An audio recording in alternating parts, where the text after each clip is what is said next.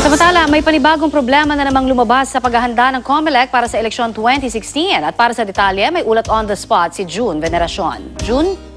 Tony, lumabas sa ballot verification test na maraming balota ang nire-reject o hindi tinatanggap ng BCM o vote counting machine. Sa 50,000 balota na isinalang sa BCM, 1-2% ang hindi tinanggap. Malaking bagay ito lalo na't nasa mahigit 50 milyon na balota ang gagamitin sa susunod na eleksyon.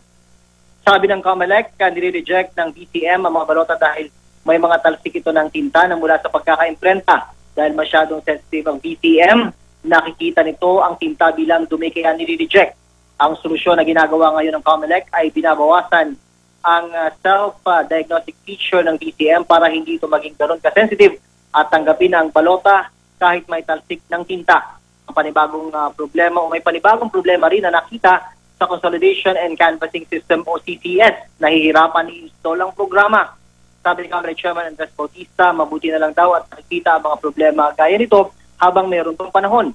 Kumbaga sa isang medical operation, sabi ni Chairman Bautista, parang sumasala ngayon sa isang appendectomy ang kanilang automated election system. May mga problemang lumulutang pero sinusolusyon na naman daw. Pero para kay COMELEC spokesman James Jimenez, fine-tuning lang ang kanilang ginagawa ngayon. Hindi naman komportable ang isang IT expert na consultant din sa NAMFREL na si Lito Averia. Nasa critical na panahon na raw ngayon para sa paghahanda sa eleksyon. Tapos may nangyayari pang ganito mga problema. Sana raw matinagahan ng mga test para nakita na noon pa ang mga problema.